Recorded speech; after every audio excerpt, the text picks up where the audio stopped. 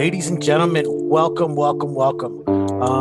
This Friday afternoon to Life Empowered. I am RJ Horner, founder and facilitator for Live and Love Life Leadership. And we'd like to welcome you now to Life Empowered, where we want to host people's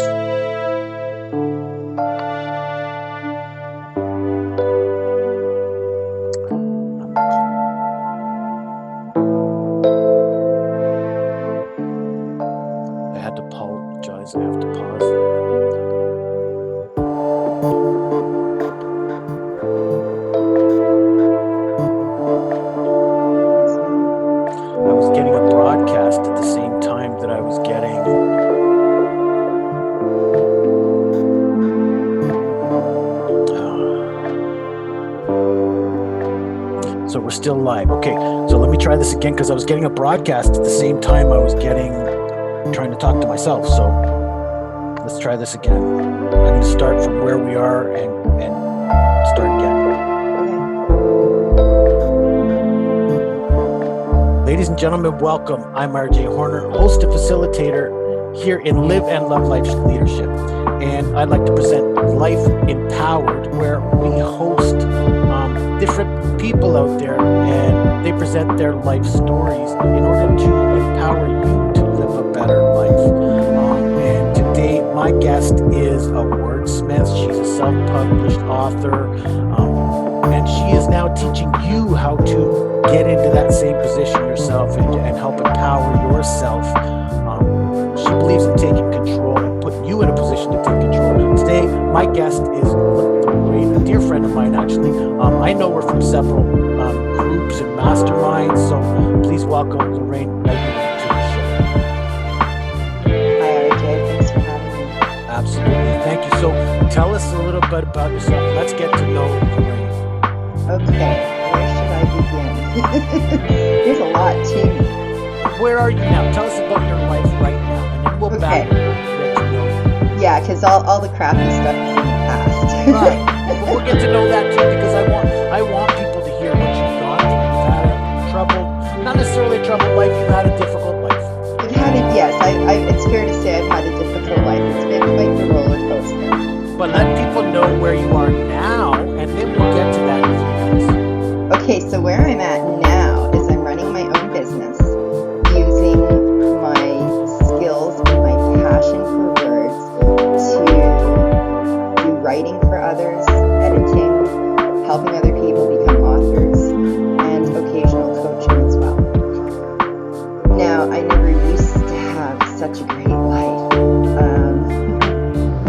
considering I was raped when I was a teenager, through a lot of trauma and the aftermath of trauma, which lasted for years. Involved more heartache and heartbreak in terms of choices I felt were sort of forced upon me through the result of not knowing how to cope with anything. When you're a teenager, you don't have a lot of knowledge. You especially don't have a lot of knowledge about coping with life and dealing with like adult stuff, right? So in order for me to try and deal with everything, first of all, I didn't tell anybody. May I ask you, why did you not tell anybody? Well, I didn't feel like there was anybody that I could tell. And now, in today's day and age, with the internet and being able to connect with people on social media, there's always somebody that you can reach out to. But back in the mid-1980s, which is when this happened to me, when I was only like 13, there was nothing. There wasn't even the kids' help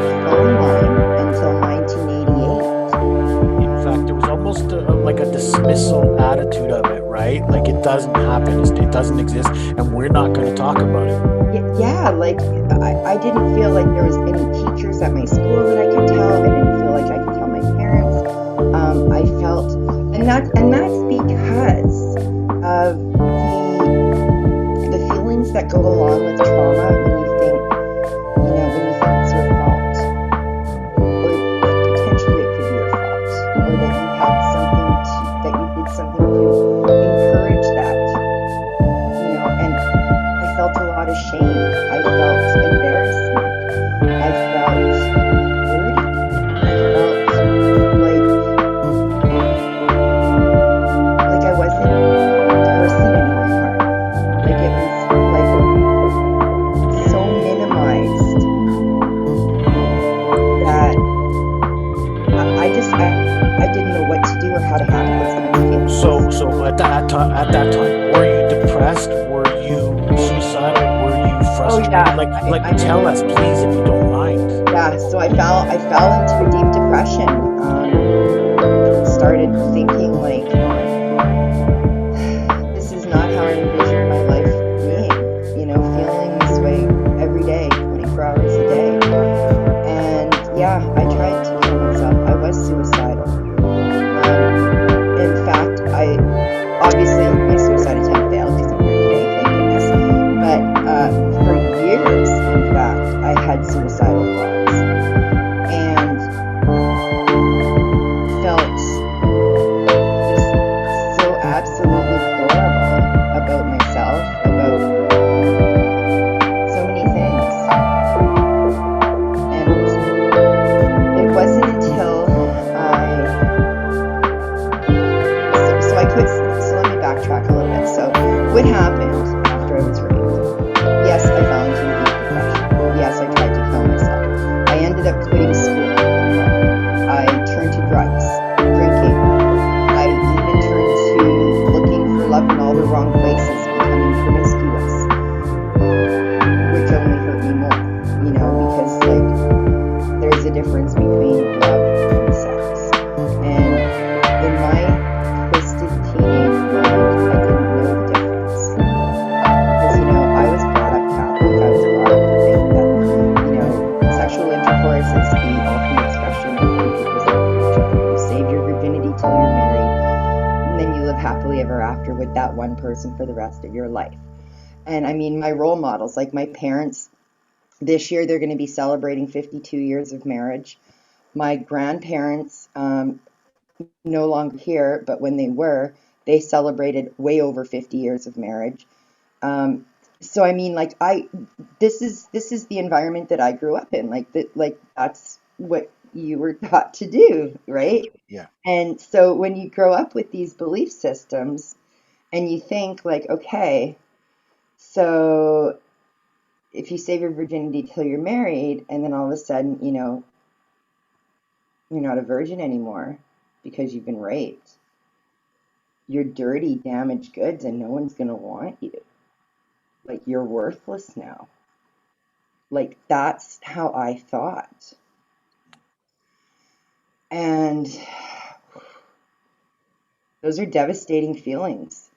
Like, For what? What are you, 14 to 15 at this point, I yeah, guess? it would happen 2 months before I turned 15, so I was still 14 at the time.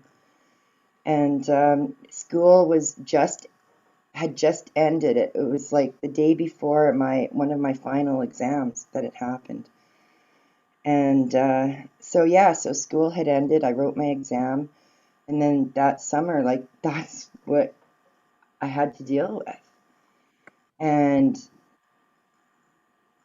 come September when I went back to school, like I couldn't concentrate. I didn't want to Sure. be there. I didn't want to. I just felt like I no longer fit in anywhere. I felt, like I said, so worthless and so dirty and damaged that life wasn't worth living. Mhm. And So, um, so I did try to kill myself. And instead, I just got really, really, really sick. How did you try to kill yourself? Like, what attempt did you make? If you don't mind, I mean, Oh yeah, be as open as you yeah, can. I wrote all about this on my website. I wrote a I know, chapter and about I this love it. You before. wrote Yeah. you have lorrainereguly.com/my-life-journey. So if anybody wants to know more, please Hmm. visit that website because again, she's very open. So thank you. Please be as open as you can, and I'm not going to force anything out of you. Of course, I can see how emotional it's affecting you, Oh but yeah, it's anytime, you know what, anytime I talk about this and I get brought back to these memories, it always affects me. sure. I mean, it's never gonna stop affecting me. But the way that I deal with it now is much different than how I dealt with it in my past. And I'm definitely much stronger now. Like, and this is why I want to share my story and my experiences with other people, because those feelings, those negative feelings, don't last forever. Even when you think that they do, they don't. Mhm. And there are things that you can do to effectively or more effectively deal with and cope with things than before. So, yeah, so when I tried to kill myself, we'll get to the techniques and stuff in a minute. When I tried to kill myself, I had some Tylenol 3s with codeine in them that I had been prescribed for, I don't know, like pain for some operation or something that I had. Got you. And and I had about 30 of them left. And I just decided one night, wouldn't it be nice to go to sleep and never wake up? I understand the And thought. I would never have to deal with this pain ever again. And so I took them all and I started reading, as was my custom, reading, you know, holding my book in bed, reading before I go to sleep. And I thought, okay, I'm just gonna, you know, do what I enjoy doing until I go to sleep, and then hopefully I'll never wake up. So as I'm reading, all of the words suddenly started to blur together. My vision was affected and I couldn't see properly. And everything seemed to happen like almost all at the same time. I felt like I was going to throw up, and I didn't feel I didn't feel right. Like something, like I couldn't see properly. I wasn't feeling good. So I got out of bed and I went to go to the bathroom to puke, and I couldn't even walk. Like I was like stumbling and staggering. Um, I finally somehow managed to get to the bathroom, and that's where I spent basically the rest of the night, um, puking my guts out. So all those pills did was make me really, Oh, really really sick. sick. Yeah, yeah. Yeah. And so no hospitalization from there. You just So got no, these well, no, I couldn't tell anybody what I had done, and I definitely sure. didn't want anybody to find out, you know. So no, I just like, oh, I've got the flu, or you know what I mean? Like you just kind of sort of brush it off and pretend everything's okay. Sure. So And nobody that's knows what, what's going on. Nobody knows. Does anybody recognize that you're going through depression, or does anybody recognize that no, you're not really there? no, I didn't really have a lot of close friends anyway, so, and my, you know, my mom and dad, they both worked. My dad was often out of town. My mom had a store, a convenience store that she ran. And then there was my brother and sister who were younger than me. So, like, everybody was all, you know, and it's summertime and, you know, everybody's out kind of doing their own thing. And I wasn't really around anybody. I was always pretty much a loner anyway, you know, like, had my nose stuck in the books always. That was my thing. And so, yeah, I mean, no, nobody noticed anything. Um, my mom kind of wondered, after I start school and I just kept skipping school. I just wanted to stay in bed and sleep. I didn't want to do anything. When I was up and out, I went to went with my friend to help her babysit, or hung out with her and started smoking pot, and eventually started drinking, started getting into bars like at 15, with makeup on, and being, a taller and bigger person. No one ever thought, I looked like I was 19 or whatever. So no one ever questioned me. Um, yeah, and I just, my life took a turn for the worse. I missed so much school, I just quit. Try again next semester. Um, Go out to the bars at night, drink, party, get picked up by guys, eventually, go to parties afterwards, and, things like that. And let myself be basically used and abused even further. And that was my life for like 2 years, basically. And for that 2 years, I recall my mom saying it was like living with a zombie for 2 years.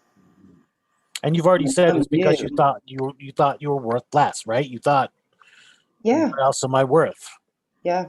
And so, I mean, my mom saw the changes eventually, after all that, because, I'm trying to raise my brother and sister who are younger, 3 and 4 years younger than me. And here I am not being the good influence I was always told to be, like, oh, Lorraine, you're the oldest. You got to be the role model for others. You got to be a Mhm. good influence on your brother and sister. And, you have to set the example, and on and on and on.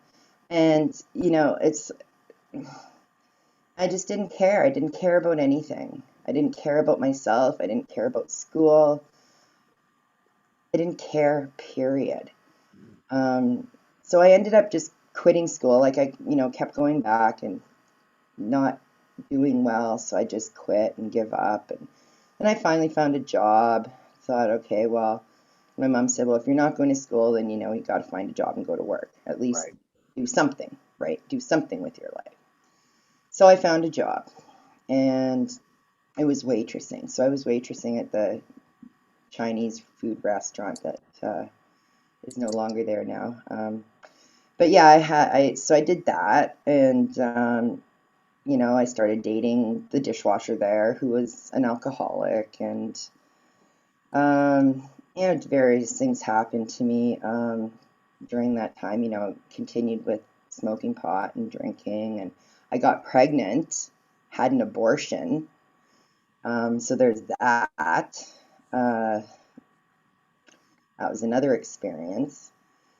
And then a year later, I got pregnant again.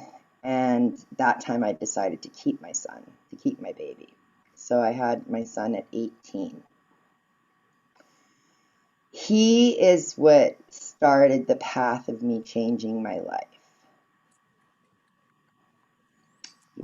Motherhood can kind of do that. You know what? Probably you weren't ready the first time, I definitely wasn't. I and then definitely wasn't ready. I was only 16 at the time. I was, still a kid myself. And I knew like the father was an alcoholic, and I didn't want it, doing the drugs and drinking and everything. I didn't want my baby to be born with, like Mhm. fetal alcohol syndrome. Like I didn't want any problems with the child, right? So I actually told my mom that I was pregnant. Um, why? I guess because I felt like I couldn't hide it, physically. Like if I were to, keep going, like obviously after, a few months, my stomach's going to be getting bigger, and like things are going to be changing. So I, I couldn't hide that one. So I did tell my mom about it. And it was interesting because she had told me that no matter what I decided, she would support me in my decision, either to keep the baby, give it up for adoption, or have an abortion. And I thought that was really, really amazing that my mom, she loves me that much. And uh, still, I didn't feel like I could tell her what happened to me about being raped, though. But anyway, so she had told me a story about someone who had an abortion and is now married and wants kids and can't have them because of that procedure she had done. And I thought, oh well, I don't want kids anyway. Like that was never really in my sort of thoughts for the future. I wanted to be a writer. I wanted to be an author, and I wanted to, like get married to, someone with the same interests as me, and that's how I sort of envisioned my life, but never any kids. And so I thought, okay, no big deal. That's the risk I'm willing to take. No problem. So, but that story stuck with me because the woman that she told me about was somebody who I thought was going to marry into our family and become my aunt. And I really loved this woman, and she was just wonderful. And when I found out that she wanted children and couldn't have them because she had an abortion, all I could think, when I got pregnant the next time, all I could think about was her and how she desperately wanted a baby and couldn't have one. And here's me, a wreck, who can have a baby. And I thought, like, life is so unfair. I am not going to kill this baby too. I am going to have this baby and I'm going to love it to death. Like, I am not giving this baby up no matter what. And so I had my son, and when he was about 7 months old, Whose name is, by the way, if you don't mind? Julian, Julian. yeah, Nice. Yeah, very good. Julian, my pride and joy.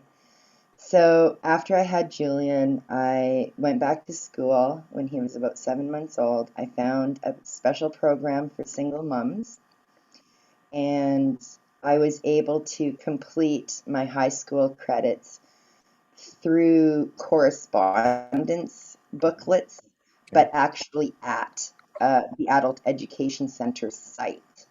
So it was a really unique program I was in.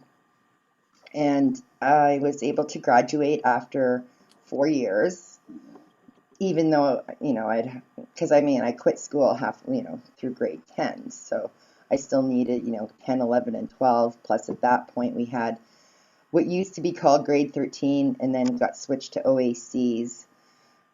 This is all like now it's only grades, Yeah, 9 yeah. and 12, but so they had that extra year there. So I ended up doing, so I did the 4 years, and then I got accepted into the program of my choice at the university, local university, and I went there for 5 years, earned a couple of degrees in Couple of teaching, degrees in. Nice. Very and good.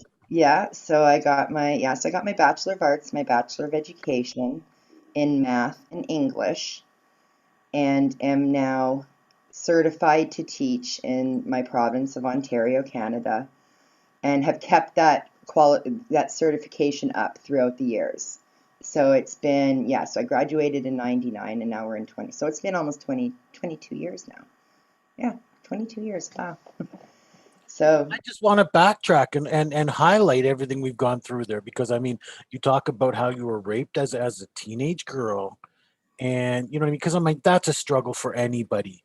You know what I mean? Not being able to share that with anybody, not being able to get counsel from somebody, going through suicide, waking up from that, and realizing I can't be doing this anymore, and then becoming a single. Well, then going through the harsh life, right? The drugs, the partying, the untoward lifestyle to become a single mother, and mhm. then waking up and going, wait a minute, I'm a single mother. I have to do something with this child. I have to do something with my life for this life.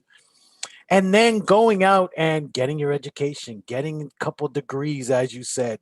And now look at you. You are, like you say, you're a published author. You're now teaching people how to become an author themselves. And you took control of your life and are helping other people take control of their life. So I have to applaud you for all of that because that's a tremendous growth journey. It's not quite that simple Of linear course, line it's you not. Yes, make I it know. be, But the though, because there's so much more you don't know. right, right. And like, I think if I tell you, you might be a little bit, well, you probably already know because you know my story online. But for the people who don't, it wasn't like, oh, I went back to school and I lived happily ever after. Sure. It was like I got involved with prostitution. I got involved with um, when my son found out. Yes, I became a teacher. I moved away to teach. I quit that job and I moved back home and returned to the life of prostitution. My son found out. He disowned Excuse me, me. moved out. We didn't have contact for 3 years. During those 3 years, that first year, I became addicted to crack cocaine. My life, that was my rock bottom right there. And I thought, oh my God, like, okay, I thought things were bad before.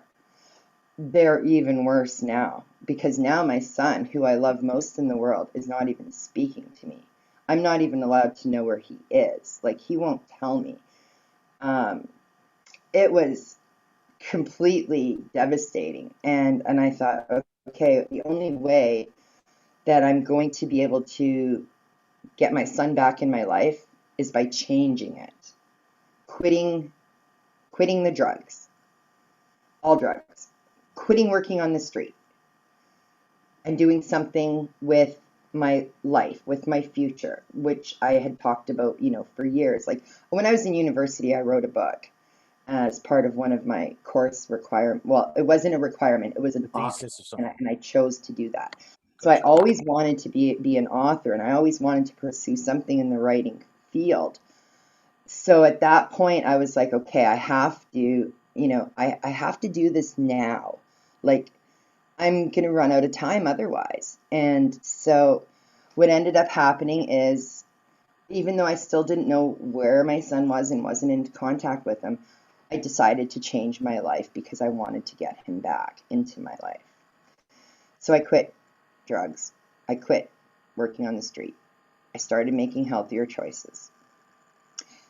Then, about a year or so later, ironically, my appendix burst. And I end up in the hospital, literally dying of something that's like not my own choosing, literally dying of an infection. My appendix burst into like a bunch of pieces. Doctor had to do surgery. They had to cut me open. Normally they do appendectomies through laparoscopy.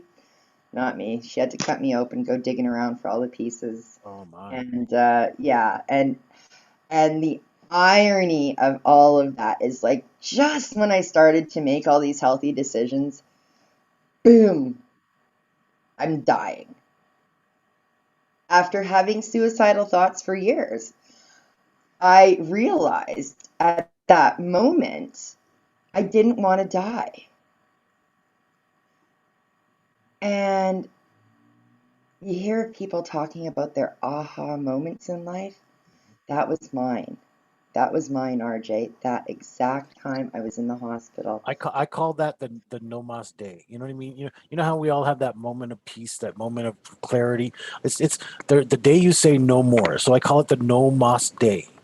You know what I mean? No more, no Mhm. mas. Yeah, no Because mas. you change it from that moment on. You're No like, mas. I'm not living like this no more. And from Hmm. that moment on, it doesn't matter what happened behind you, because from here on out, it's different. Yeah, and from that moment forward, I ended up reaching out. I found out where my son was working, and I called his work, and we ended up reconnecting. And after 3 years of not speaking, we did reconnect. We repaired our relationship because he could tell just by talking to me. I mean, he's my son, he knows me. Sure. He knew that everything that I was telling him, that I had quit the drugs and I was a different person. He knew, he believed me. He could Right. tell that I was telling, like, he knew I was telling the truth. Right. Right. And he gave me a second chance. And Well, we, I'm sure it hurt him too to miss you for that period of time, oh right? yeah, Like here oh it is. yeah, Mind you, first of all, here's the person who is his world. I mean, you represent everything to him, and then you broke his heart, basically. Sorry to put that words out basically, there, but yeah, basically, yeah. and then to how do you go overcome that? So you know what? I'm sure he missed that portion of his life as well. So there was it was almost inevitable. I mean, thankfully you survived. Now it's inevitable. I think you have that reconciliation. Yeah, and I mean, I carried around so much guilt for, how I treated my son and, the shit that I put him through. I carried around so much guilt for so long, and every time I'd see him, I would, apologize, and I'd break down in tears and cry, and this is how amazing my son is. He said to me, "Mom, you have to let this go. You have to let these negative feelings go. I know you're sorry. I believe you. I love you. But you know what? Let's not dwell on the past. Let's look to our future. It's brighter, it's better, and let's just move forward."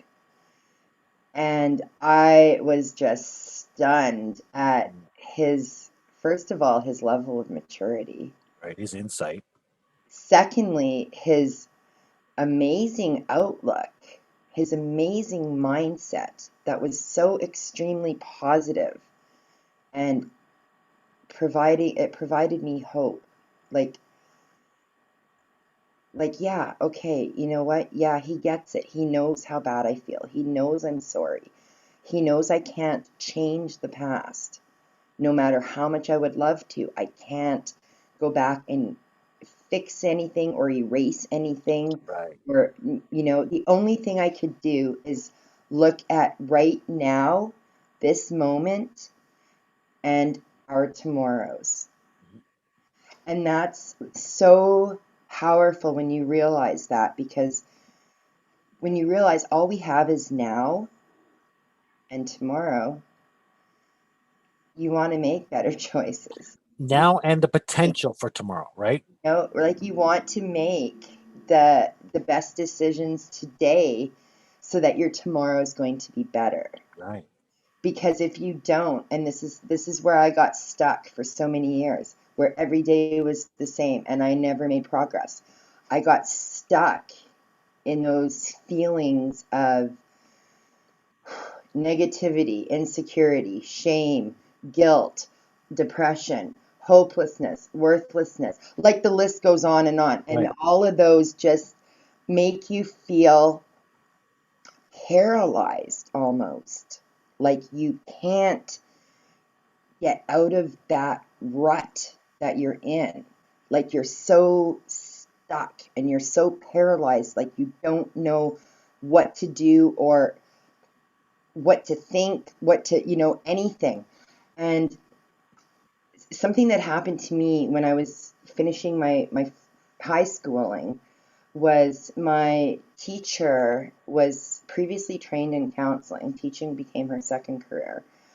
And she recognized in me some kind of trauma that happened to me, and she asked me about it.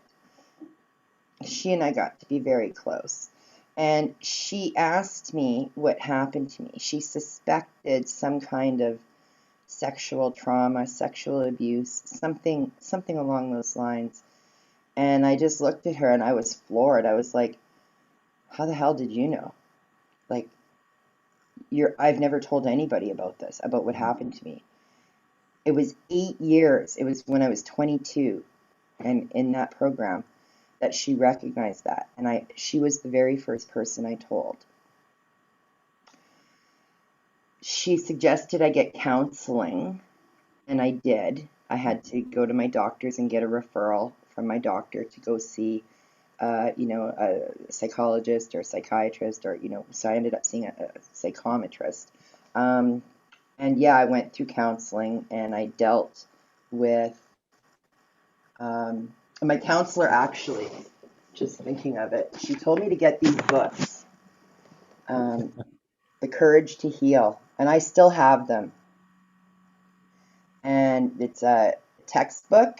You can see the thickness. Yeah. Yeah. And each week, chapter by chapter, we went through these books.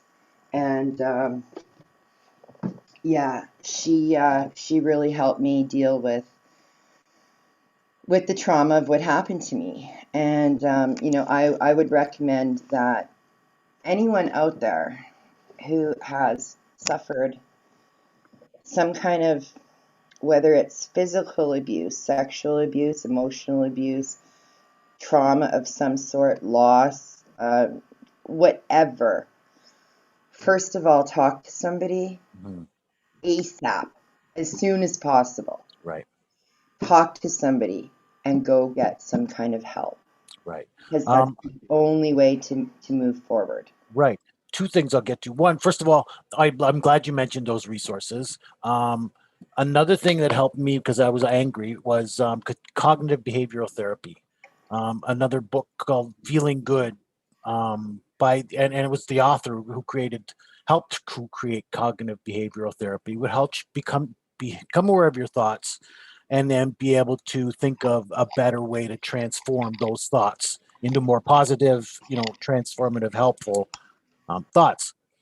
So there's that. But also is that we are trying to empower everybody, right? Like we're trying to put people into a position. If they go to Canadian Mental Health Association, CMHA, they will give you a resource called Finding My Way. It's a free resource. You can call them or write to them or whatever, and get a resource called Finding My Way. Finding my way. Yeah, and it's pretty much. I mean, it's a smaller version, of a workbook. But again, the idea is that's basically your first steps towards mental health awareness and changing your path, right? Mm-hmm.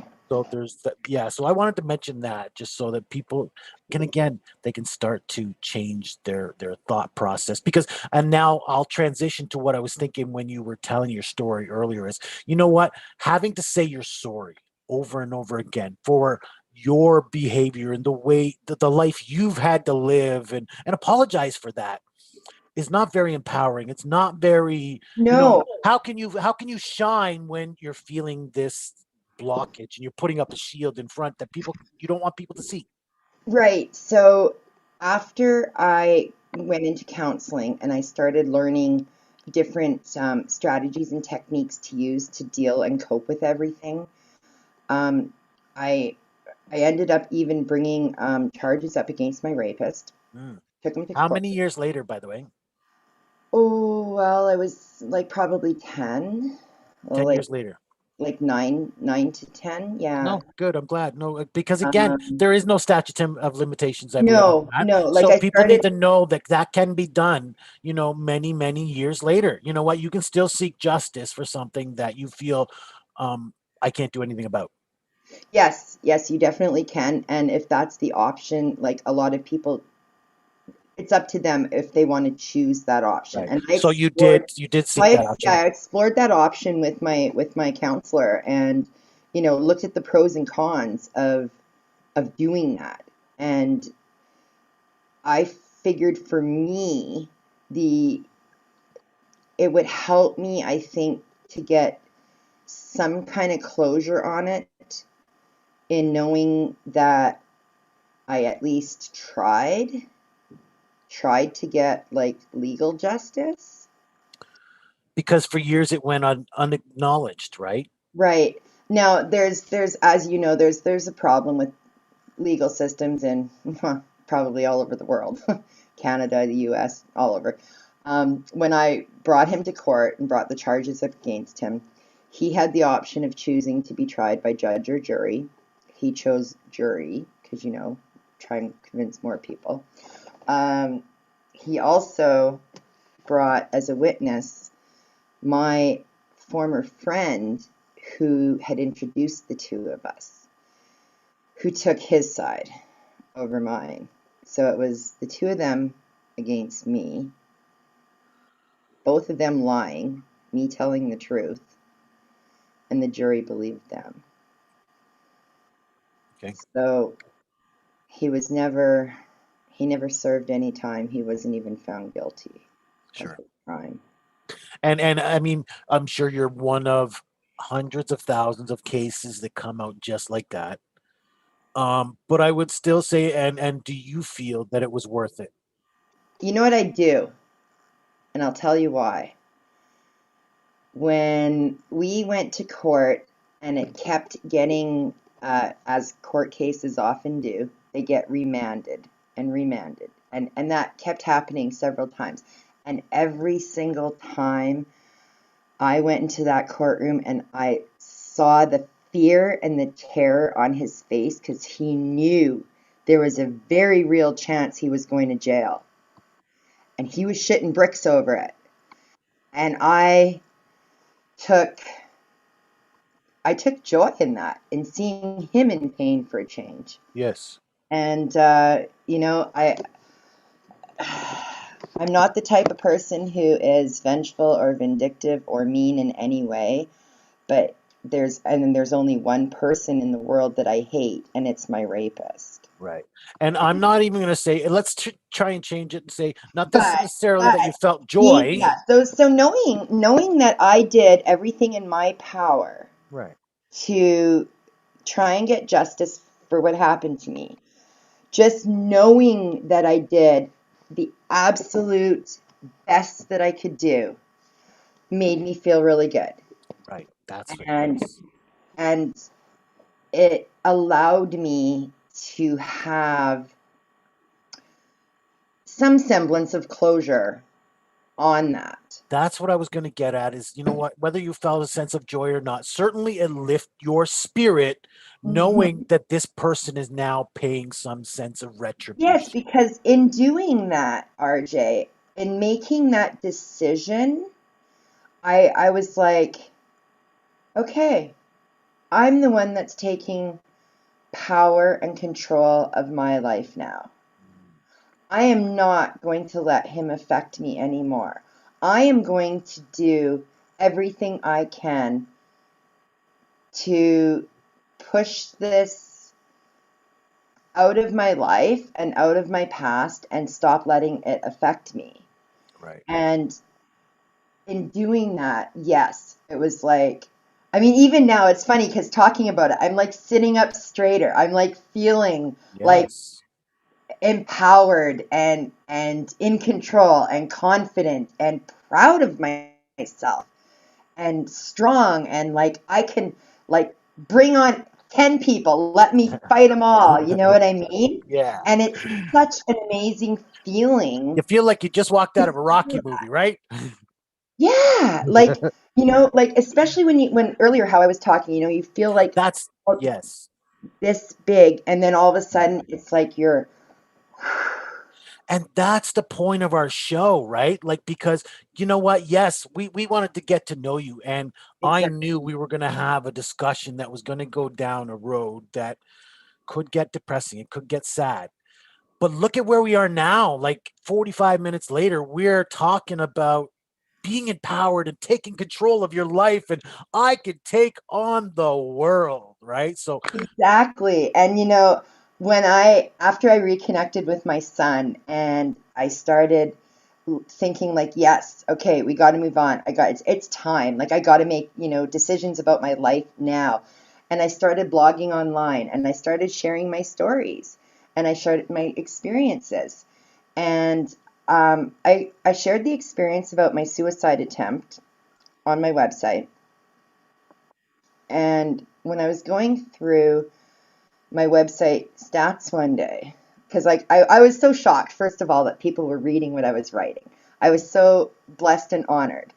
And then once I moved everything to my own site on wordingwell.com, because I started out blogging on a free site like most people do, when I moved everything and I decided to open a business and moved everything to wordingwell.com, I noticed that there was sadly over 500 people a day reading that post about my suicide attempt because they were feeling suicidal and at the end of their rope and didn't know what to do.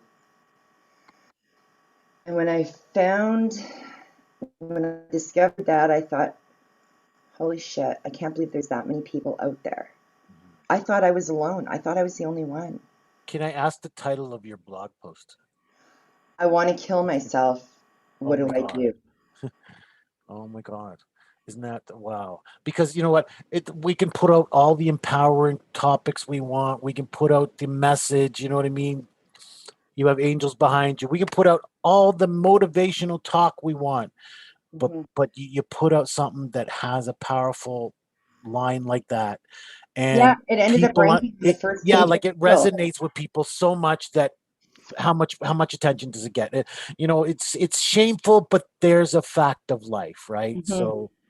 So what ended up happening once I realized there was that many people out Mhm. there that were looking for help, and they were coming to my site to get it, I thought, okay, you know what? I need to write a book on this. Yep. Like I need to write a book to help people even more because there's only so much I can include in a blog post. Like I told my story, I gave them tips on what to do, you know, but it wasn't enough. And so I thought I need to get really in depth and share even more. And this isn't the cover, this is my old cover, but this is the title of the book I wrote. It's called From Nope to Hope: How I Overcame My Suicidal Thoughts and How You Can Too.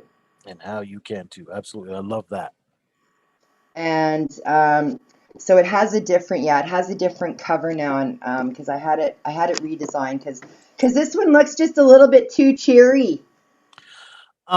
But you want it to be hopeful, right? I think. I definitely wanted it to be hopeful, and provide that uplifting sort of image Vibe. to people. Uh, so I'm going to show you something here. It's the new cover that I have designed here. Uh, I don't have a copy. I haven't ordered a copy of my book yet, but you can see that it's got some hands I like that one better. cupping a candle. It's all black because when you're depressed, that's how you feel. You feel you're in a It's space of dark. blackness. Yeah. So this is the new cover. And I had both covers. I shared them both initially on Facebook to get feedback before Mhm. I made a decision. And they were both equally loved. And I decided to go with the hopeful one, Mhm. and putting a rainbow in it and everything. I just really wanted a rainbow because I love rainbows.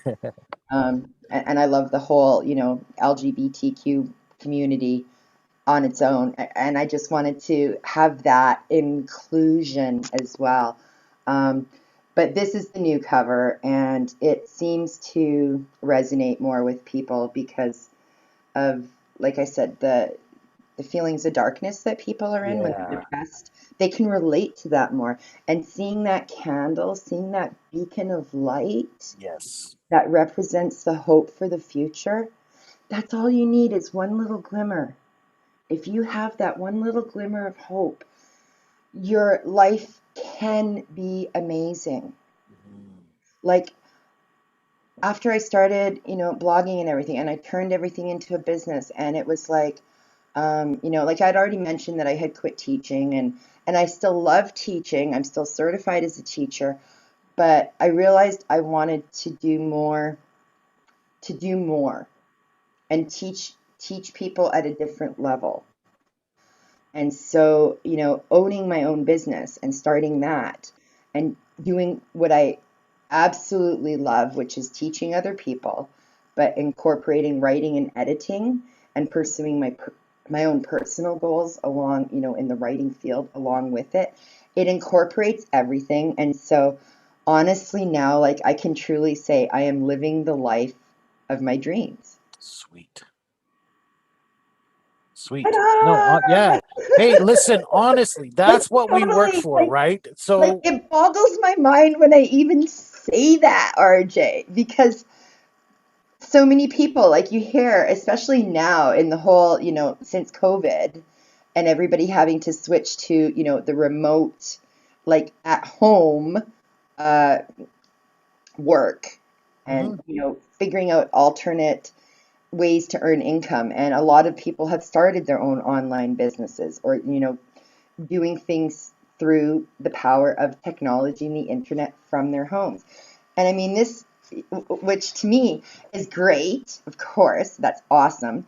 Um, but to me, like I've been doing this, for like the last 7, 8 years. So, what, like when COVID hit, like it didn't really affect my life too much because I was already doing this stuff. right. Um, and and I like I love being in my house, in my space, with my books and my paints and my computer, and my kitty cat and all the things that I love doing around me. Like I can dance, I can work out. I've got a treadmill. I've got like my home gym area. I've got, so many different things that I can do. And being able, like for the last, 7, 8 years, well, I started basically in 2013. So it's been, yeah, Yep. technically 8 years. My business was opened in 2014. So business wise, from a technical point, it's been 7 years. Hmm. But whatever.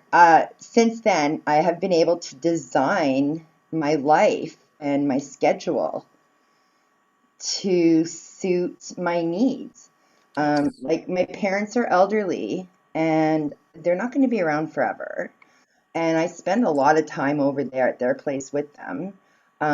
We play cards and we play cards for money. We gamble. We have fun.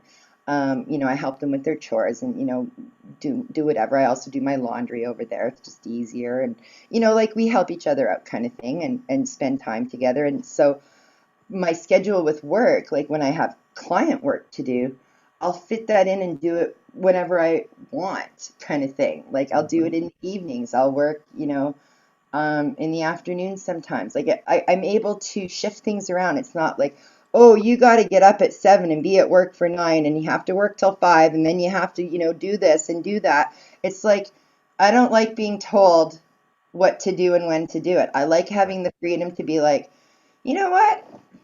I deserve a day off today. I think I'm just going to take a day off. Yes. That's And my. like the weather's nice and I want to go out and do this and oh, an opportunity just came up to go and, do this. Or it's like, you know what? Having that freedom, Yeah. I love that you just used that oh, word.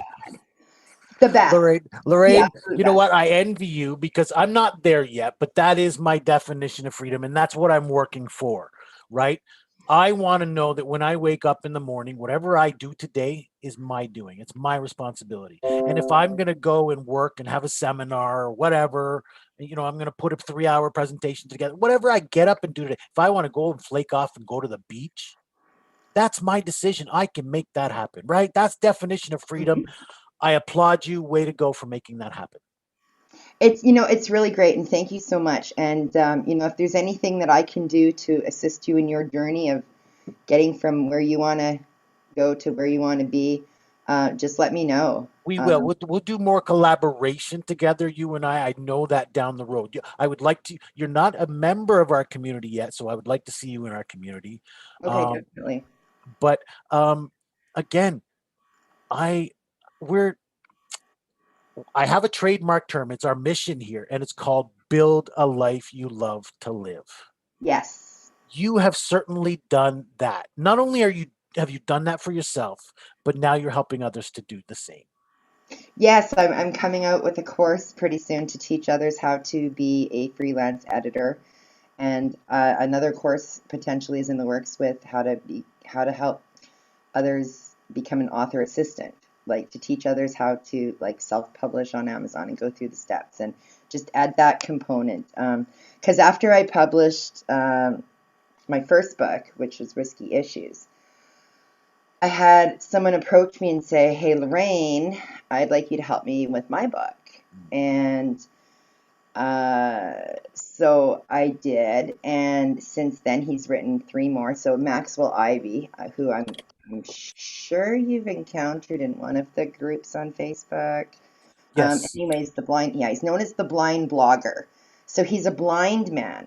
He is so inspirational. Like, you want to talk about living a life empowered, you should get Max on your show because Max has completely done a 180 in his life. He went from being an overweight, unemployed former carnival worker. His family like owned a carnival, and then after his dad died, they had to sell it, and then he had to come up with a way to make money and support the family. So he started a brokering business, brokering amusement park rides and equipment and games and all that. But then because he was doing so much stuff online, and he started reaching out and networking with people, and I found out like what he was doing. He was using technology to leave comments on websites. And that's how I met him, was through a comment on a site that I had guest posted on. And I was like, "You're blind. How are you commenting? Like, how are you able to do this?" I was fascinated. Sure. And he's like, "Yeah, well, there's technology that's, available for blind users. And like, it's really like simple. Like, it's a pain in the ass, but it's figure outable kind of thing, right? To use Marie Forleo's term, everything's figure outable." Figure outable. Yes. Uh, so yeah, so he then started a coaching business, became an author 4 times over, and he hired me through my business Wording Well to help him with all of his books as his editor, formatter, uh, book cover. I worked with the cover designer to get his covers done, everything. So he's done that. He also started a podcast called What's Your Excuse? Like this guy, he's a public speaker now. I almost He, feel like I don't need to get him on the show. You've just told me his life yeah, story. I'm telling you all about him right here. Yeah, he's super But amazing. I'll look Like, into it. No, that's again, that's what we're talking about, right? Those yeah, people like you can empower. empowering There's so people. many. And Oh, he there's so many. he honestly, like when I have my days still, when I sort of, like don't really want to like get out of bed or, the motivation to like do anything, all I got to do is think about Max and think like, okay, what's my excuse? Right. Like he said. What's yours? If Max can do it, what's your excuse? Yep. And and I absolutely love his attitude. And in fact, I was just listening to one of his talks the other day. There was a little excerpt from one of his public speaking uh, events, and because I'm such a perfectionist, I had to write down what he said because it spoke to me. Get your ego out of your way. Because one thing that often holds us back is ourselves, right? Our fears, our insecurities, our doubts, are like, oh, should I, like, well, what if? It's like, you know what? Get your ego out of your way. I even wrote it down and I made a little frowny face inside the O to Sure. Yeah. remind me that, you know what? You can do anything you want. Yeah. All you have to do is set your mind to it. Yep. When you think about when you put yourself in the equation, anytime you put yourself in the equation, you imagine what might happen to you. Right. Hmm. But the minute you remove yourself, you just do it. You just go out. You and I are having a conversation today. We planned this. We've set it up. But I mean, we didn't set up what we were going to talk about. We Right. didn't talk about all the negative things we were going to go through today. But we roll with it. We deal with it and we move forward. Right. Like that's exactly what it's about. It's a process that we keep going Yeah. on. And sometimes like I hate to say it even, but sometimes you need to have that negativity present in order to spur you onward. A Um, short burst of it. A short burst of it. Right. uh, Small doses, definitely. Yes. Yes. But because I mean, like opposites, right? Like night, day, light, Look, we dark. we we need the We, rain we in need, order to appreciate the sunshine. that's right. And without rain, you don't get the rainbows. Listen, and look at that beautiful grass in my garden that grows so well. Listen, my grass needs that just as much as they need the sunshine. So look, we Exactly. need both sides of the table. We do, but again, we want more sunshine than we have rain. Right? Totally. That's the way it boils out. So your business is wording well. You said you're now an author. Are you a publisher? Did you register yourself as a publisher, or did you No, I just did not. self-publish? No, I help people become published authors on Amazon, but I'm You and not. I think you and I will talk more because I'm a self-published author, but I also registered Live and Love Life as a publishing company. So perhaps you and I can Yeah, find some see, work down the road there.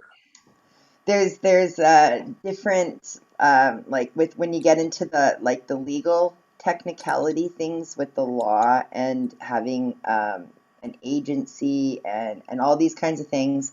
Um, I'd rather, for me, keep it simple. Hmm. I like the way that I have my business set up right now.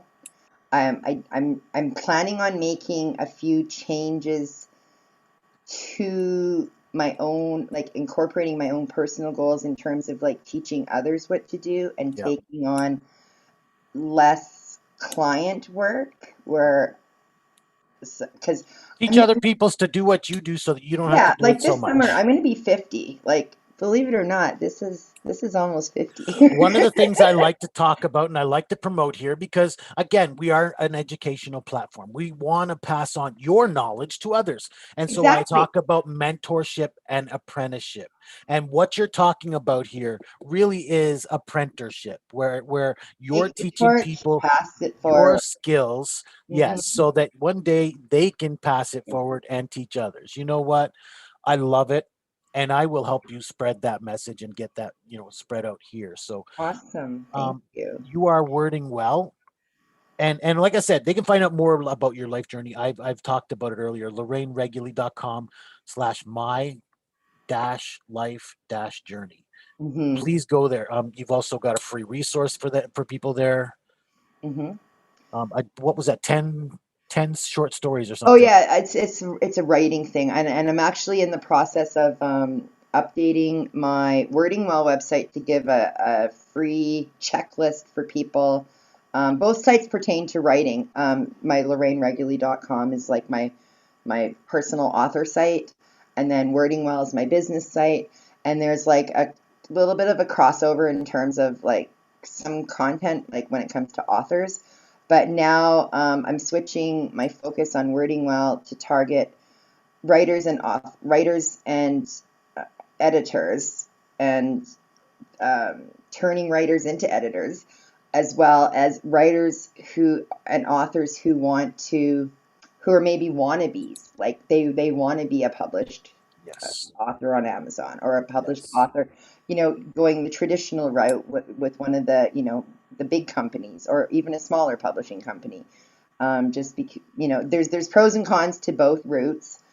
But yes, there's some things in the process of being changed, and to be more in line with my future vision of where, I want to go and take my business. Because like I said, I started this back in, 2013, 2014, and there's a lot of things on there about blogging and how to be a better blogger. And I was basically targeting just bloggers. But now podcasting is like the whole new thing that's sort of trending now. People Mhm. aren't reading as much. They'd rather listen, or, they'd rather watch videos, or, things like that. They don't want to just read all the time. So there's a whole, it depends on who your audience is, right? So, and I've noticed that my audience over time on my website has evolved to more writers now, who actually want to put books out there and leave that, their legacy behind, right? Because like none of us are getting any younger. And, and that's one of the reasons why I want to get all of this done, now. It's like, because I'm, anytime you have a birthday looming, you always think of your mortality. And with the big 50, like, this one's killing me.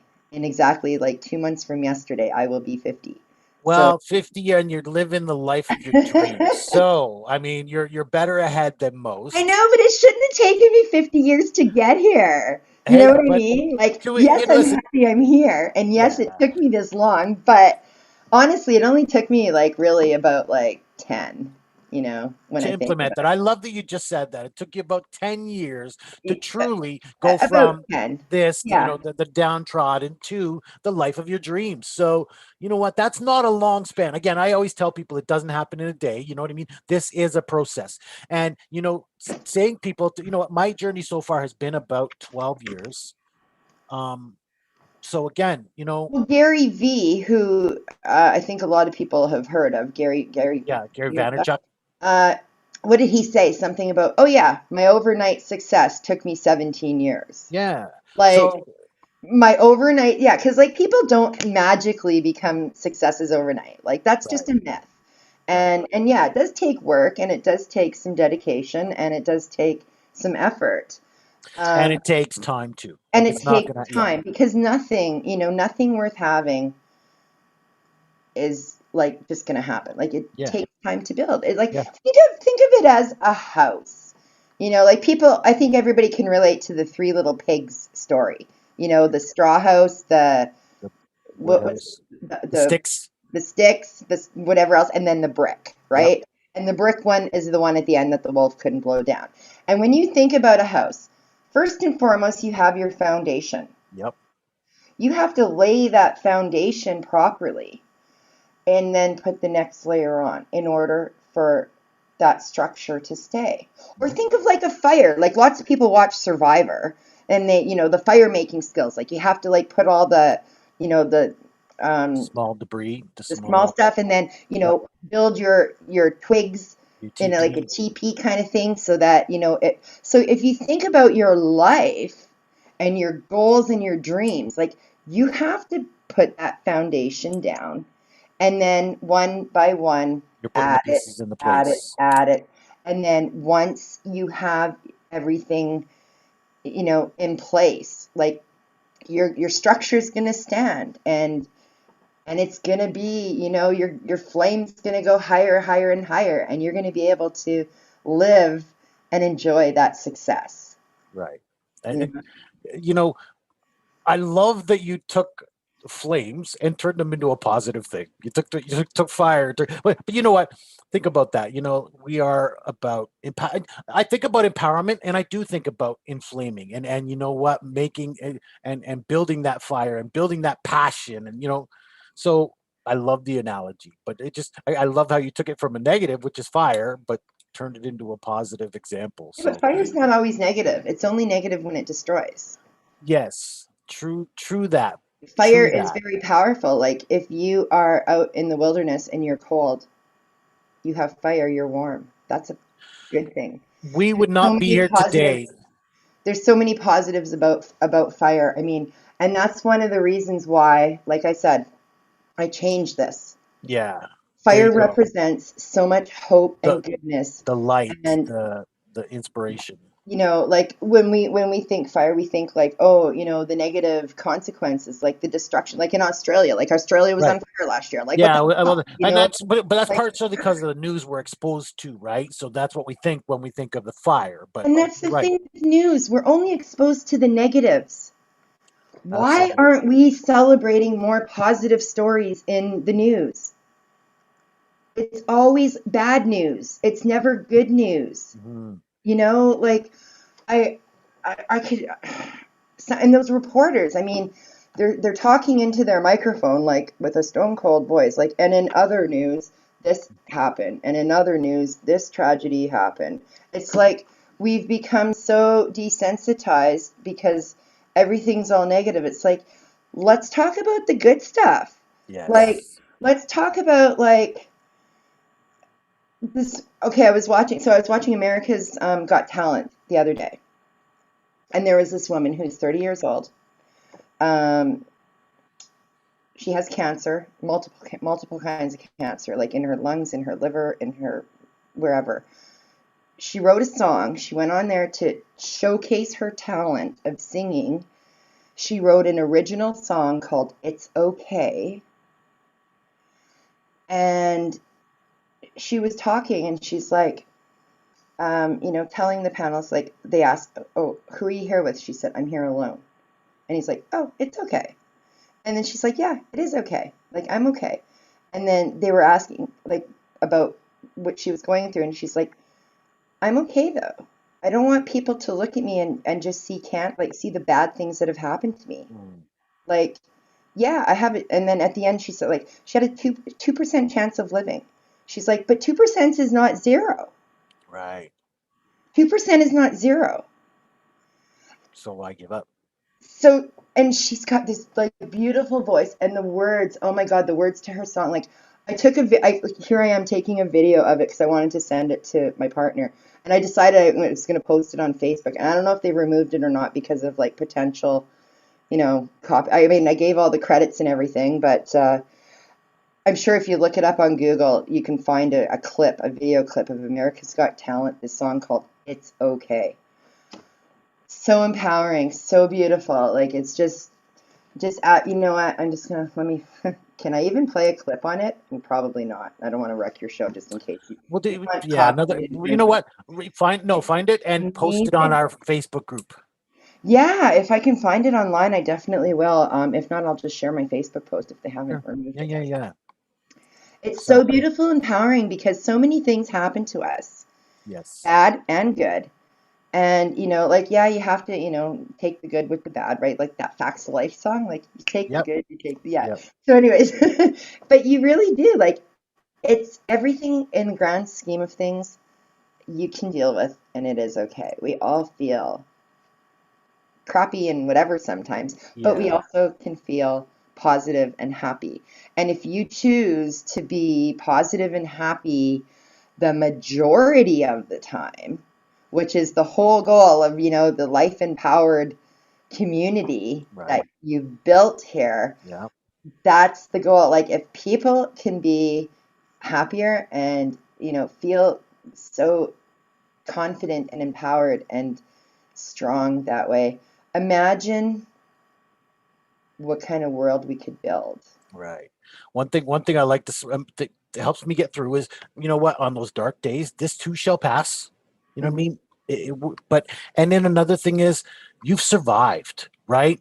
You're still here. So even on those darkest days, remember that time when you walked through, when you felt that, okay, you know what, I dealt with that.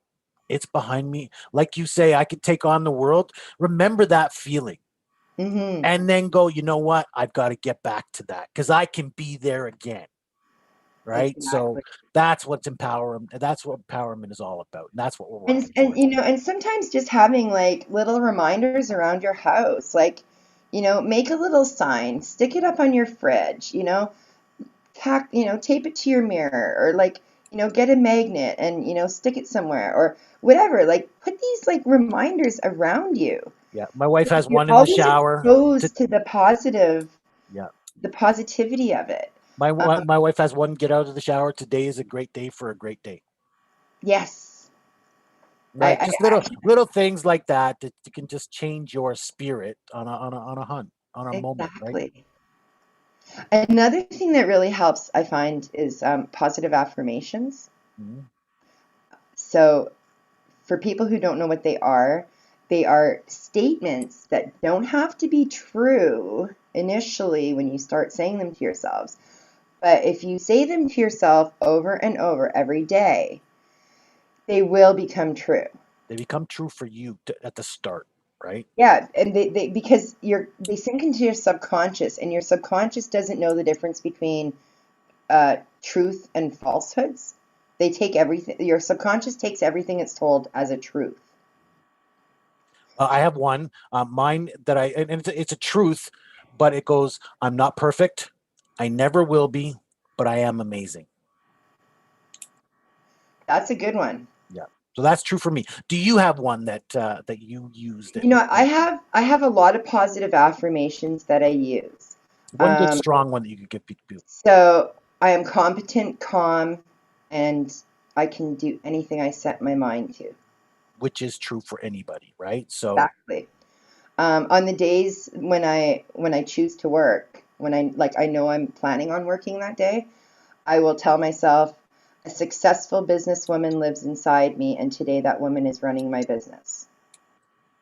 and telling yourself these things over and over, not necessarily, It 10, makes 12 repetitions going but I mean, just repeating them to yourself in your mind, it makes changes your something mindset. switch in your head. Yeah, Yeah. and it makes you believe it. Like before I became an author, I would tell myself, I am a published author. And then telling myself over and over and over made me start taking steps to becoming a published author. And then when one day, when I was doing my affirmations and I came across I am a published author, I was like, God damn right I'm a published author. This one came true. And I make sure like I do these affirmations. Um, there's another one that says I am shopping for my own car because I don't have a vehicle. I don't own a vehicle. I live in an apartment building in the city and haven't really had a need for a vehicle. But now I want a vehicle because like I want to be able to like go and like do stuff, right? So now I'm really close to shopping for my own car. I'm not doing it yet. I'm still saving because I want like, specific things or whatever. But yeah, so any kind of affirmation, like you can relate it to your dreams too. And they Sure. don't have to be true. Like you can, they because you'll fight your body and universe, everybody will conspire to make things come true for you. Sure. So you just have to put it out there, right? Like you have Yes. to and believe it. And believe it. And if you don't believe it at first, that's okay, because eventually you will believe it, because your Yes. subconscious will tell you to believe it, Right. And because that, it believes it. So yeah, that's it's the just the purpose of way, the yeah, affirmation. it's the way that our mind works. And I think, positive, like actually positive affirmations, I wrote a chapter about that in my book, and I give that chapter away free on my website. Okay. Because when I learned about positive affirmations, I thought, oh, this is like too good to be true almost. And I was skeptical at first, but then I saw how powerful they were. And I thought, how come nobody's ever told me about these before? I want to know more. For sure. And when I learned about them and I saw how powerful they were and how much they, like, because I often refer to them as my secret to my happiness, is these positive affirmations. Yeah. And so I thought, I am not going to keep this information secret from anybody else. Like, even though it's in my book, I want everybody to have access to it. So, what's the title of the blog post on it's something about positive affirmations. How to change your life with positive affirmations, I think. Here, wait, let me just look it up. Where is it? So they can get that by going to your website too, Yeah, right? it's on my website, positiveaffirmationslearning.com. Let me just take a quick look. I'm pretty sure, yeah. How to use positive affirmations to improve your life. And they do improve your life. So Yes, again, you it's know what? simple and straightforward. How to Absolutely. use positive affirmations to improve your life. I wanted to get the wording exactly right, so I didn't want to tell you like, Yeah. what, but it's, yeah, how to use positive affirmations to improve your life. No, And thank you. there's another chapter that goes along with it. I actually made 2 chapters free on my website, and Okay. there's a link in that one to the other one. And the other one's about visualization. It's actually about using meditation, the law of attraction, and visualization to be more successful. Oh, sweet. Yeah. So those are some So great techniques as well. yeah, so I mean, this is stuff like you and I, like you already know and have Right. done, because Right. we're in the same sort of Right. mastermind groups and But for stuff. And people we're who are, basically new to personal development or new to explore, change or growth, these are some yeah. good tools to start your journey. Right. I know, because positive affirmations, like that was a game changer for me. Total game changer. And Absolutely. I learned about these back in 2014, like I said, before I became an author. And I used to have, because of my depression and, my like illnesses that I have had in the past, and, still on occasion still have issues with. We all, like I said, we all have good days and bad days. And then on those days where you're not feeling quite so positive, all I have to do is pick up my list of affirmations and I read through them, and I'm instantly Empowered. They change you. empowered, like Yeah. instantly. Yeah. So yeah, so using positive affirmations like was a huge game changer for me. And like initially it took about, I'd say probably about a week for them to start working, for me to notice Yes. the difference. Yes. I'm But glad you said that. they were the most fast acting of all the techniques and strategies that I came across. Like, and that's what we're looking for in this day and age. A lot of people, they just want that instant gratification, right? Like now. Right. Um, so if you want that change, like prepare to see a change in 1 week. Like Right. 1 week's all you need. But Like even that, like I'm glad each, you said that because even a week is a short span of time, but at the same time, people look at affirmations and go, oh, well, this is crazy. I don't want any of this in a couple of days, right? But I'm telling you, stick with it and Hmm. you'll notice the change. And really, like, it only takes like 2 minutes every morning. Or Like, at night or whatever. or at night, like whenever you want to do it. Like I find doing them in the morning is best for me because it sets my tone for the day. It sets me in a positive mood for the day. Mm. So like my routine, like I'll wake up immediately, drink water because you know your body's dehydrated after sleeping. Immediately drink water. And then as I'm having my cup of tea and my cigarette, because yeah, I'm a smoker or whatever, I'll admit it. I'll have my tea and my cigarette and I'll read through my affirmations. Um, I initially had a list written out with pen, like on pen and paper. Then I changed it to a computer printout. And then now I have them like right on my phone, which is, you know, if you're like me, it's always within arm's reach, Yep. right? So I just pull up that, you know, positive affirmations, go through them. I even got my partner doing them. I even put reminders on his in his calendar, like read positive affirmations. And he, because he's not super techie, so he'll like, I don't know how to get rid of this, so I'll just do it. So he does it. So he's even doing it now, and it's Nice. really awesome because like we've gotten closer because of it, and Yeah. we're, you know, happier people because of doing these. So I mean, that's for, you know, for anyone out there who just needs an immediate mindset shift. It's the Positive quickest. It's affirmation not is the way to immediate, but go. it is the quickest shift you're going to make. Without Yeah, I mean, counseling. after you know, after you start sort of getting used to them, like you know, if you are feeling down, because I, like I said, my partner was telling me, he's like, I read the affirmations again, and I felt better, and I was like, Yes. nice. So you did it twice in one day. Bonus points for you. But it was so interesting to get that feedback from him, like because you know we were having, I don't know, we were having like an argument, or you know something happened or whatever, and he was feeling down, and he's like, I read the affirmation. He comes back to me and he says, yeah, I read the affirmations again. He says, and I feel better. And I was Change, like, that's so awesome change his mindset. because Absolutely. that's exactly what they're supposed to do. Like Yes. they work. I They bring know you it. out of, yeah, they bring Yeah, you out like of the I know they spirit that work, but you're it in, was right? cool for him to see that, like to come to that realization that yeah, they do work. Yes. Because it's like, yeah, well, I know that, you know, but it's like, ah, so beautiful. Like, yes, you know, you trusted me enough to listen and try this technique, and now look, like, look at how happy you are. Yeah. So he does them every day. Like I Oh, said, I put a reminder on his phone for him to right. I, make sure. I, I love an expression because you've heard the expression practice makes perfect. Look, Hmm. nothing will make us perfect no matter how much we try. Hmm. But practice makes permanent. Permanent. Permanent. Practice makes Hmm. permanent. The more you do it, the more it becomes habit. So you do it That's right. every day. Yes. So it's a permanent thing. So, Yes. And I love that because it's so true, because you know perfection is a myth. right. You know, no one's perfect. Met to, No matter how much we strive to be, there's always room for improvement. And you know, for me, like this is a whole big issue for me, RJ, because I have perfectionistic tendencies, me too. and it's like if it's not 100%, it's not good enough. You know what I mean?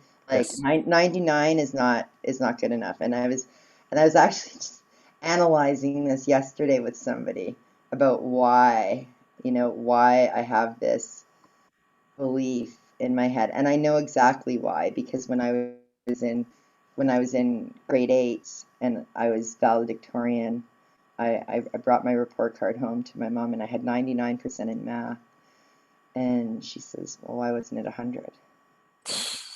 Like, not Yeah. congratulations, Yeah. like not way to go, not like, "Oh my God, that's amazing," but why wasn't it 100? Yep. And so even though like years later she told me she was like kind of joking, said it didn't sound like Sure. it at the time. It didn't sound like at the Yes. time that she was it said it jokingly. And I took it as seriousness because, like she's my mom, like I idolize her. Right. And that misconception festered in me. Like it stuck with me, and it's like, so if it's not perfect, It's not good enough. It's not good enough. And that was the paradigm, the program that my brain started believing. And, I carried that with me for many years. And I mean, now that my awareness has broadened, I do all, in the personal development field like yourself, have learned that, these stories, these paradigms, these falsehoods that we tell ourselves that were programmed into us at a younger age, and we've carried them throughout our life, we have to reprogram those thoughts Yes. and those Yep. beliefs if Yep. we are to move forward and succeed.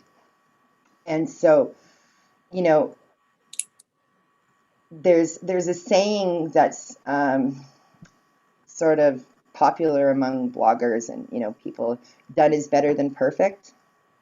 Done is better than perfect. Okay. Okay, so most people believe that. And that never really resonated with me, because perfection to me, like, it has to be perfect, right?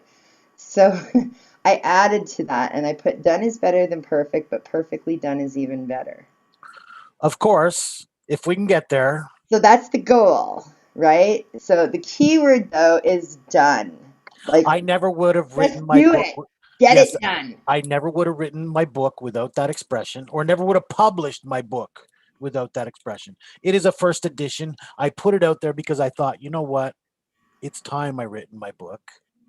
I always said I was going to write my book. If I don't write it, it never will get written. Let's Right? just put it out there. And now it's out there. It's in the, it's in the ether. It exists. Now I'll work.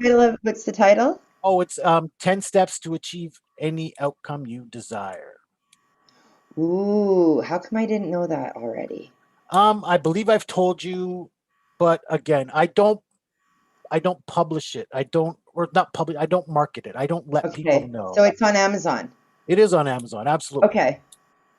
All right, 10 awesome. steps to achieve any outcome you desire. And really, they are simple steps. You have mentioned many of the words today. I started writing this book. It was called 5 A's to Achievement. And of Mm. course, there was awareness, there was acceptance, and, a couple other words like that. And then as I'm doing the research and putting it all together, next thing you know, it's 8 A's. And then, as I'm writing the book, I discover two more that really belong in the book. And now I have 10 steps to achieve any outcome you desire. Because really, once you implement these steps, you will have a process to get you from, I don't know what to do, I have an idea, but how do I get to that and put it together and go, achieve that dream? So, Awesome. yeah. Be So buying that book shortly. awesome. Thank you. That would be great. I want to check it out. 10 steps to achieve Any any outcome you desire. outcome. Done. So thank you for that. Anyways, we Yes. do have to start ending up this show. We've had about 90 minutes, which is the what a duration I wanted to keep at. But before we do go, do you want to leave people with some parting advice on how they can empower their life? If you have a dream, think about it often and then just start taking steps to get there. It's that simple. It's really that simple. I wanted to become an author and I took steps to get there. I make goals. I want to do something. I take steps to get there. So think about what you want and then take steps to get there. One It little really step. is that simple. Take one little step. Even Maxwell Ivy, the blind guy, he says, and I shouldn't have, said that way so flippantly, because he's, like I said, he's such an inspiration to me. Right. So amazing. That's one of the things he says. Take one step every single day. One little step. Yeah.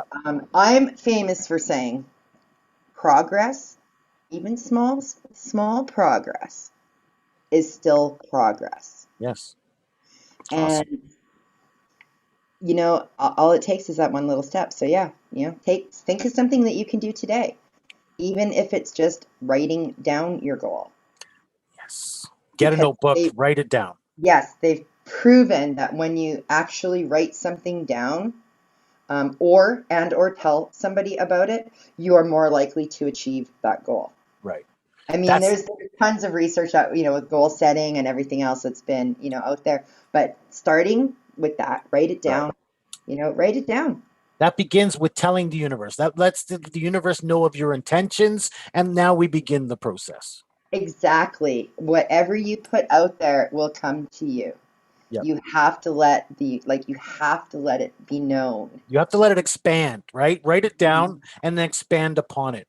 I call it compound interest for thought. You know what I mean? We Yes. write down the thought, and then as because you're thinking about that thought all day long, and then you get an inspiration. You write down that inspiration. Hmm. So you're compounding on the original thought, and I'm telling you, by the end, you have that creation. You know what I mean? Trump Towers was created from original thought and Well, compound everything interest. was. Everything. Everything I we know mean, to exist. and and it's interesting because like who is it? Thomas Edison, the inventor of the light Yep. bulb. He looked at it as he he didn't fail 10,000 times before the light bulb was created. He just found 10,000 ways that didn't work. Right. So that's Keep, his whole outlook on failure, yeah. right? Keep So pushing. it's Keep trying. um, like a friend of mine the other day was telling me about someone who he's trying to quit drinking. One of his buddies is trying to quit drinking, and he went 4 days without drinking, and then he had a drink, and then he got all depressed, because like, oh, I did this, and my friend who said he's like, who knows about positive affirmations and the positive outlook said, hey, focus on the fact that you didn't drink for 4 days. Right. Celebrate that rather than the one day that you did. Look at the 4 days that you didn't, and Right. it was so interesting. It's like, wow, I can't believe, like I'm having like this positive effect on the people around me and changing their mindsets to become so positive, to always be thinking positive like that. Mhm. And like these kinds of things will happen to you if you start doing this stuff. And it's Right. so Right. amazing. It's incredible. Like, so even if you have like a little setback, it's like no big Yeah. deal. You can Remember go those. Remember those positive and yeah, empowering moments that you did have. Absolutely. So, I love exactly. this. This has been a great day. Great conversation. Wording well. That's you. Tell people how you can get a hold of us. You've given us your links, so we will post them. But please tell people how they can get in touch with you. Yeah, wordingwell.com has my email address on it, and email or Facebook Messenger are my preferred methods of communication. So, yeah, if you want to just reach out to me and say hi, do it through Facebook. If you have a business query, email me. Awesome. Thank you. Simple. Thank you so much, Lorraine. Thank you for giving Thanks us for your having time today. me. Oh, this was enjoyable. You certainly have empowered people's life today. Well, I hope so, because I even feel more empowered myself by sharing my story. And I love that. Thank you for saying that, because that's another point too, is just getting your Remember story out. going from that little itty bitty to Right. What a feeling it was from when we started this show, right? So that's what empowerment is all about. So thank you for spreading that today. yeah, you're welcome. So thank you. Thank you for joining us. Again, we are Live and Love Life Leadership. You've watched us today on YouTube. Please like and subscribe for more. And then we want you to become a part of our community. Whether you're just starting your personal development, you're starting as a student, you want to grow, or you're an authority in the community, you're an author, speaker, and you want to start sharing your knowledge, please visit our website to become part of our community. You will get a free gift. Visit www.live-love-life.ca for more. Our free gift is you get a free email course on my 10 steps to achieve. And so please, again, I'm RJ Horner. Thank you for joining us today on Life Empowered. And until next time, better days ahead.